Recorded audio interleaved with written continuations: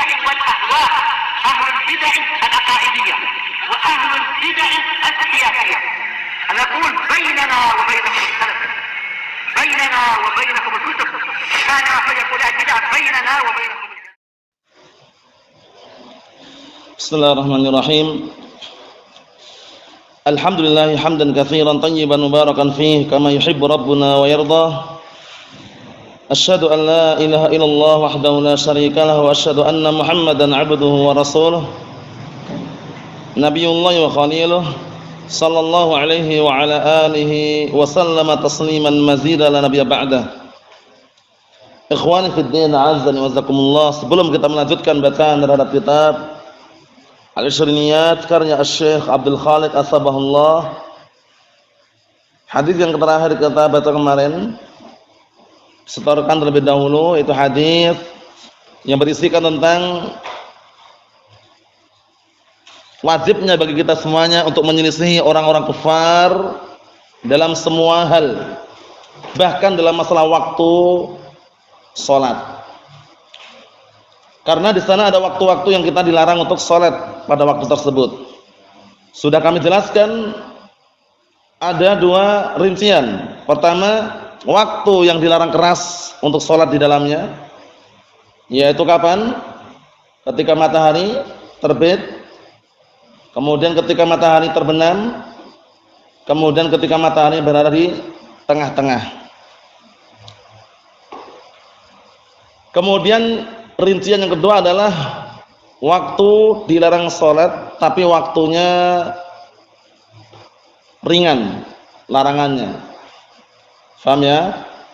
Larangannya ringan. Yaitu pada waktu kapan dan kapan? Larangan yang ringan.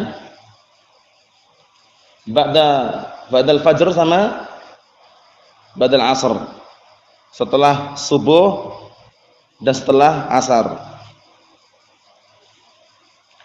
Hadis yang kemarin kita ambil, yang diambil syahidnya adalah apa? Wa hina idzin yasjudu laha al-kuffar. Di waktu tersebut, yaitu ketika di pertama kali atau awal pertama kali terbitnya matahari, di saat itulah orang-orang kafir sujud menyembah matahari tersebut. Makanya kita sebagai kaum muslimin nunggu dulu matahari benar-benar meninggi, kurang lebihnya setinggi tombak. Awal waktu masuk salat duha. Paham ya? Seperti itu. Jangan ketika awal kali terbit langsung antum salat, jangan. Nah, tujuannya apa? Agar tidak serupa dengan orang-orang kafir yang mereka sujud menyembah matahari tadi. Naam. Tafadhal, ini hadisnya agak pendek.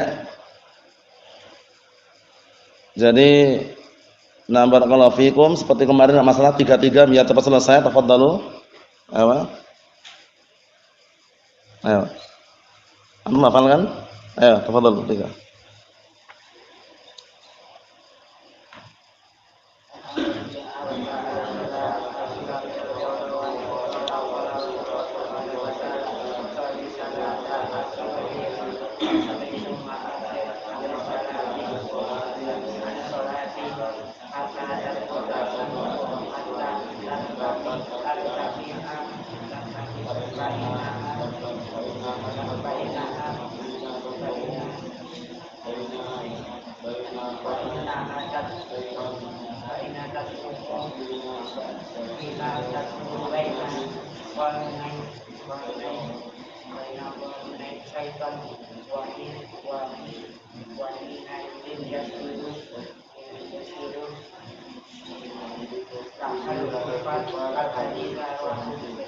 Naam, ahsantum barakallahu fiik. Antum hafal antum? Tafadhalu. 3, tafadhalu.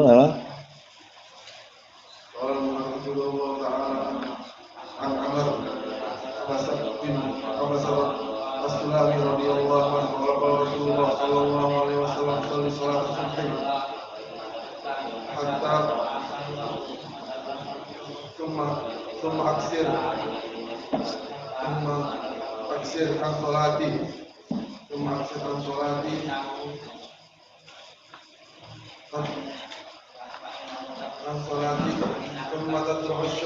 hatta tatlu'u asy-syams hatta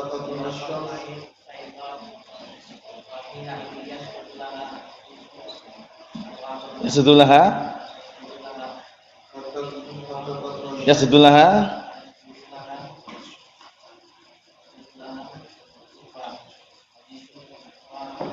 Naam. حين ترتفع فإنها تطرق حين تطرق بين قرن الشيطان وحينئذ يسجد لها الكفار. الحديث رواه مسلم. Naam, ahsantum barakallahu fiik. Antum hafal? Hah? Belum hafal? Ayo. Tafadhalu. Ayo, tafadhalu. Ayo.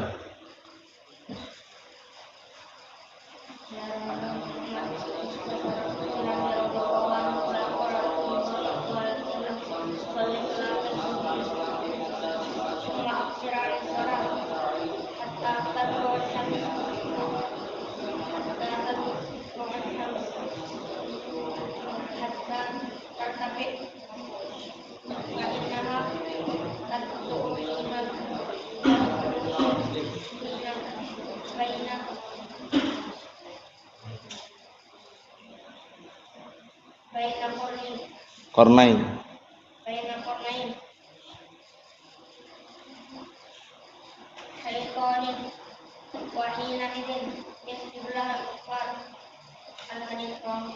Naam, ahsantum barakallahu fiik. Antum hafal?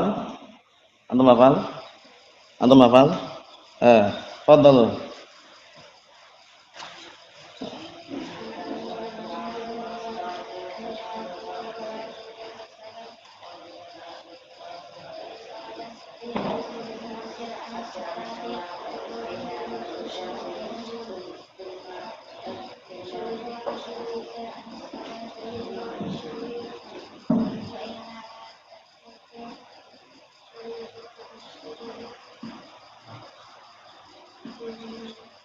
Ayo.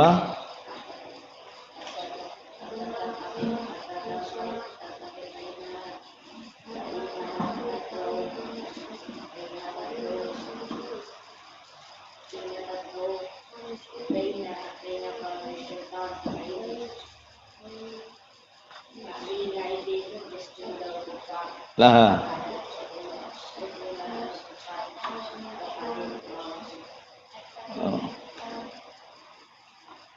Oh. Shalli salata.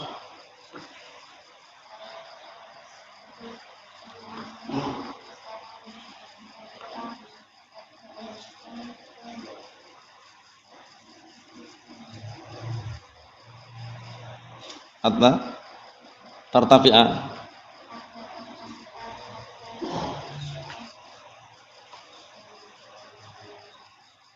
Apa?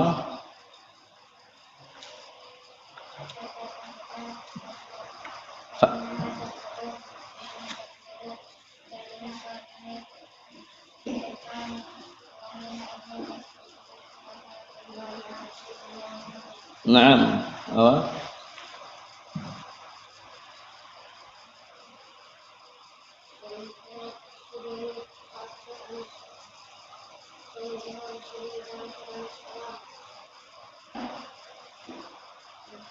Hatta tatlu asy-syams.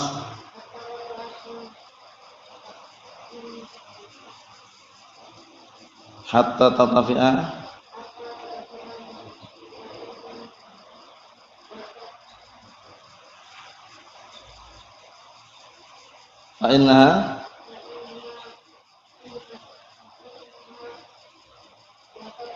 Fa'innaha tatlu'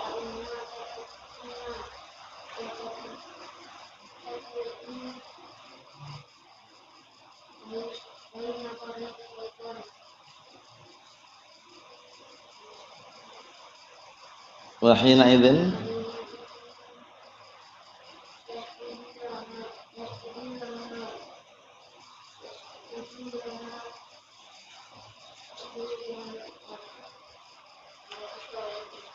Naam, ahsantum barakallahu fiik. A'anakumullah. Tafadhalu.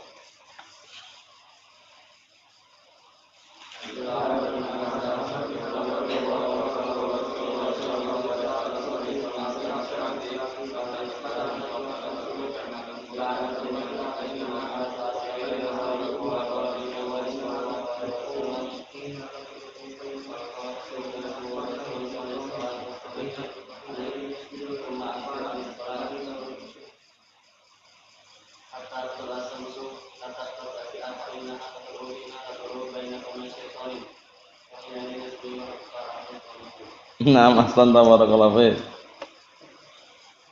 Mas Ria, fadhal. Fadhal. Ah.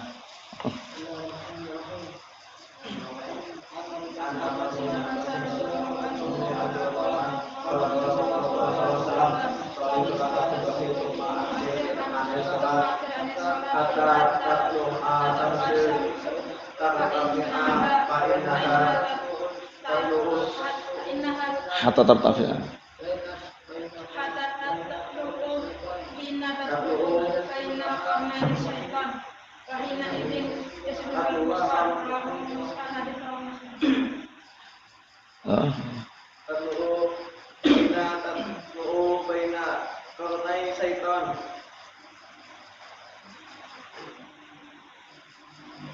Wa hina idzin yasjudu laha qufa al-hadis. Naam, ahsan barakallahu fiik. Anakumullah. Fadhal.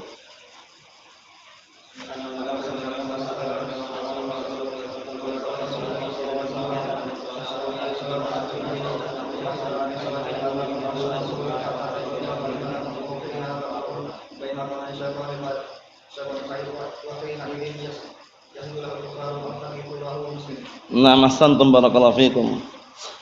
Kita lanjutkan berikutnya.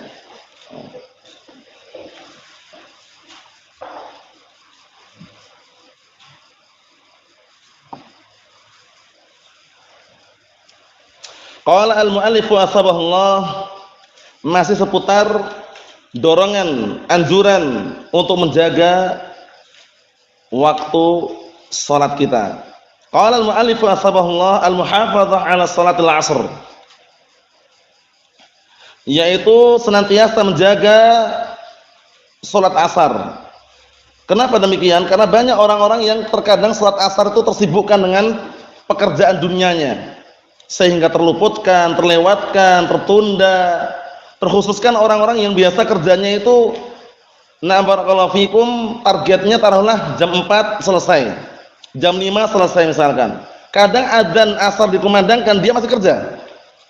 Paham ya? Nah, seperti kerja bangunan atau yang semisalnya. Disitulah banyak ujian. Kalau dia sadar barakallahu fiik bahwasanya salat tersebut adalah kewajiban yang harus dia tunaikan, dia tinggalkan kerjaannya kemudian salat asar dulu. Setelah selesai salat asar dia lanjutkan. Tapi kebanyakan orang kan tidak. Terkhususkan orang-orang awam yang mereka jauh dari ilmu barakallahu fiik. Jadi ketika adzan asar dikumandangkan, justru mereka apa? Terus ngejar kerjaannya. Paham ya? Alasannya nanggung, alasannya tinggal sedikit lagi, ini alasannya lembur atau yang semisalnya. Naam.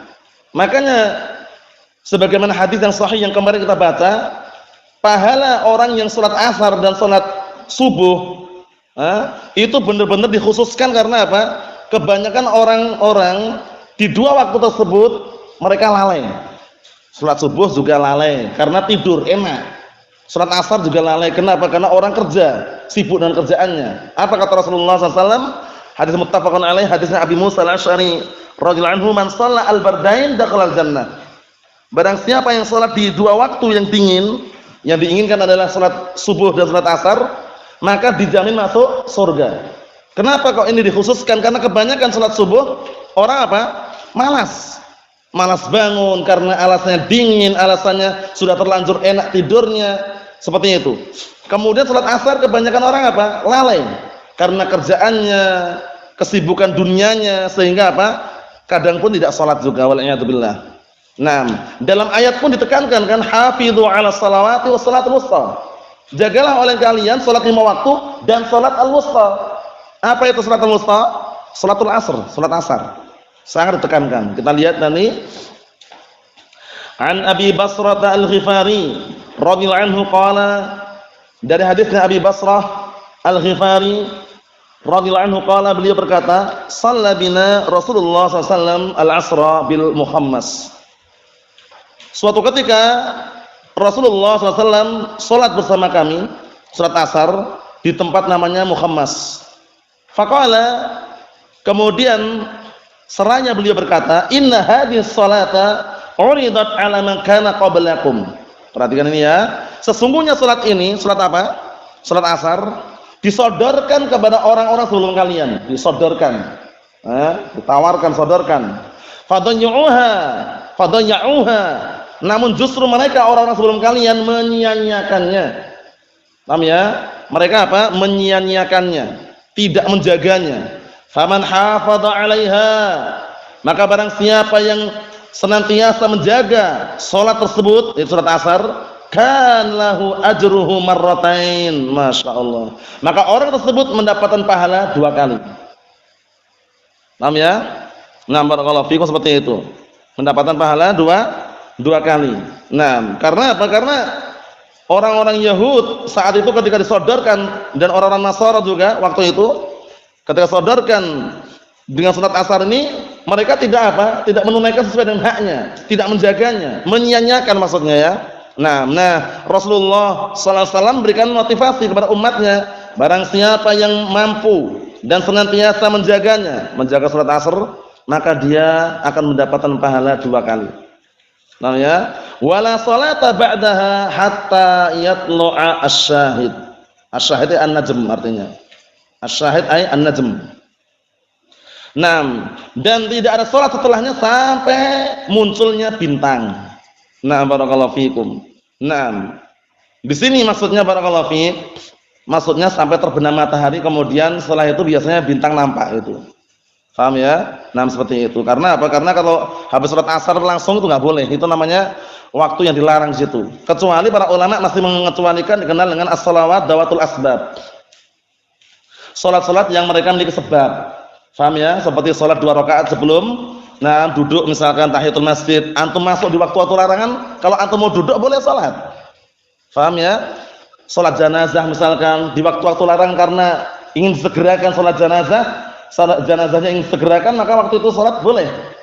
Paham ya? Seperti itu. Na'am barakallahu fikum. Jadi perlu diperhatikan ya, itu dikenal dengan as-shalawat dawatul asbab namanya.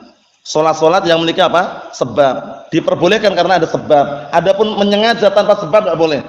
Habis asar antum langsung wah ana mau salat sunnah. Salat sunnah apa? Pokoknya salat sunnah mutlak. Nah, mau salat sunnah pokoknya. Enggak bisa. Sebabnya apa dulu? Kalau ada sebabnya boleh. Masuk dalam as-shalawat dawatul asbab.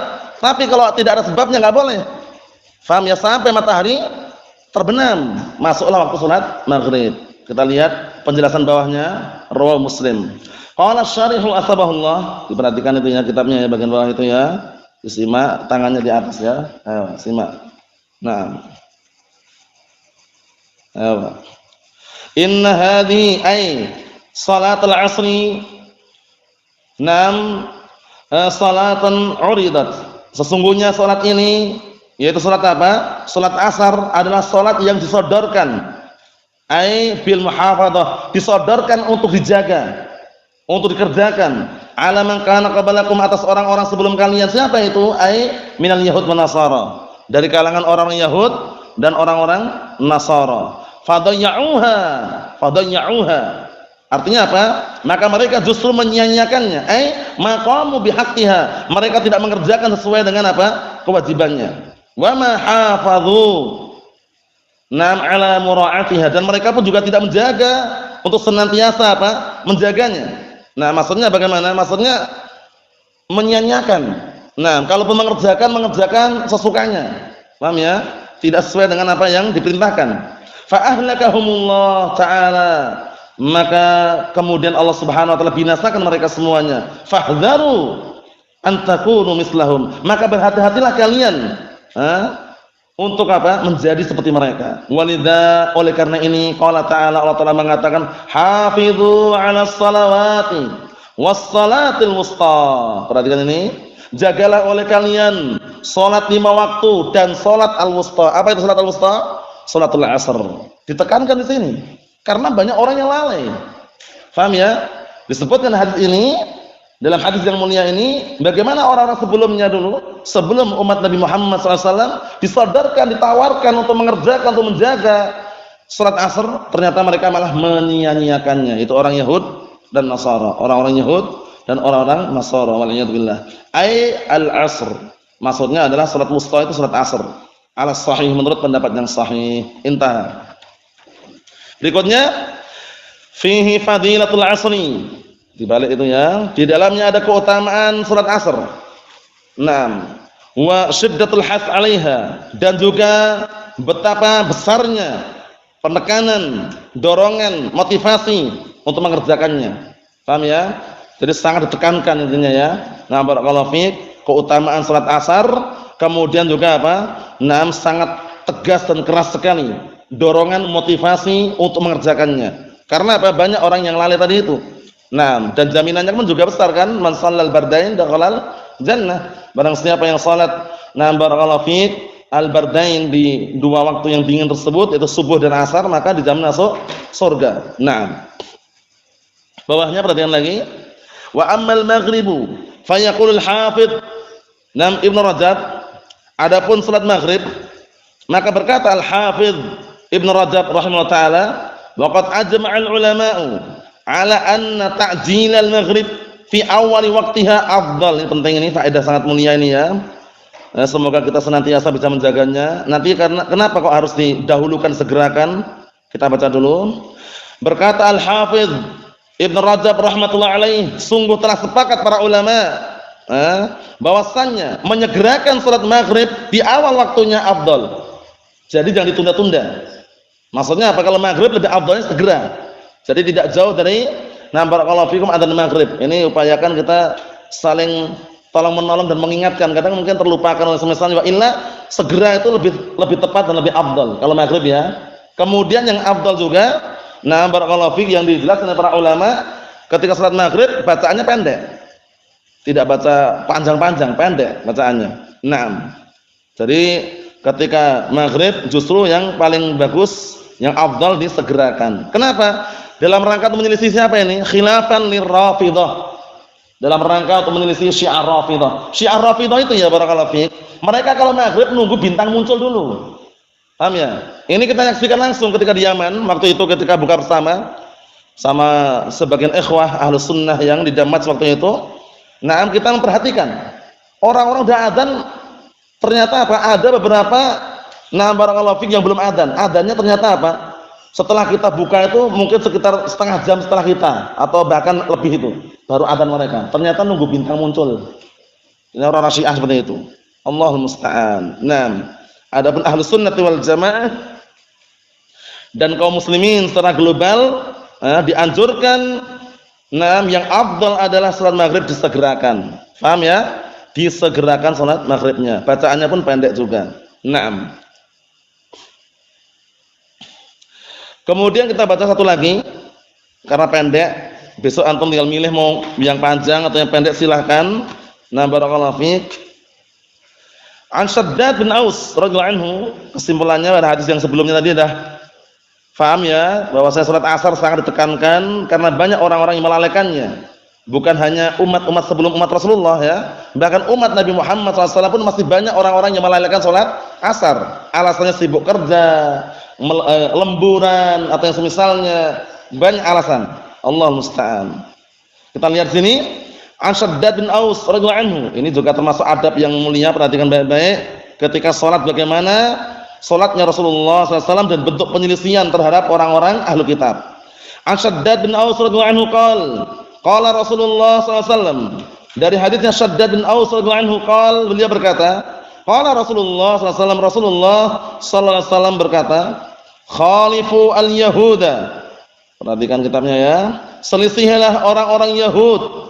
Fa innahum la yusalluna fi ni'alihim wala khifafihim. Rawahu Abu Dawud. Perhatikan ini. Selisihilah orang-orang Yahud. Kenapa? Dikarenakan sesungguhnya mereka tidak salat, tidak salat pada sandal-sandal mereka dan juga tidak salat pada khuf-khuf mereka. Maksudnya mereka kalau salat tidak mau salat di atas sandal. Paham ya? Tidak mau salat di atas khufnya. Padahal salat di atas ni'al, paham ya? Itu termasuk amalan yang mustahab, amalan yang dianjurkan, amalan sunnah. Nah, dan hukumnya tidak ada larangan. Nah, cuman kalau kita barakallahu fikum hidup di kampung, di masyarakat, ya harus melihat situasi, kondisi dan tempatnya. Jangan serampangan. Dulu Syekh Muqbil bin Hadi Al-Wadi rahmatullahi alaih, beliau sangat menghimbau Nah, barakallahu fikum, sebagaimana dikabarkan oleh sebagian ikhwah ya yang pernah mendengar dan juga menyaksikan Syekh Mukbil bagaimana waktu itu, untuk apa salat memakai sandal. Kalau di Damas memang terapkan ya, karena masjid punya sendiri. Nah, kalau antum di kampung, masjid orang, untuk mengamalkannya jangan sembarangan. Paham ya? Bukan maknanya kita mengingkari itu sunnah, bukan. Cuman apa? Melihat kondisinya. Khawatir orang-orang awam itu nanti yang enggak paham akan mengira masjid kok dikotorin. Orang sholat kok pakai sandal. Paham ya? Nah, orang sholat kok pakai barakallahu fiikum khuf misalkan. Nah, seperti itu pikiran mereka. Tapi kalau punya masjid sendiri, barakallahu fiikum diterapkan tidak ada larangan. Cuman ingat, sandal yang dipakai waktu itu bukan sandal sembarang sandal. Sandalnya enggak kotor gitu enggak. Paham ya? Sebagian ikhwah caranya dia punya 2 sandal. Paham ya? Sandal yang dipakai di luar ada. Nanti kalau di masjid ada sandal khusus. Paham ya? Yang dipakai untuk salat. Kalaupun pakai sandal di luar, sebelum masuk kesetkan terlebih dahulu, dibersihkan. Baru dibawa masuk. Nah, seperti itu.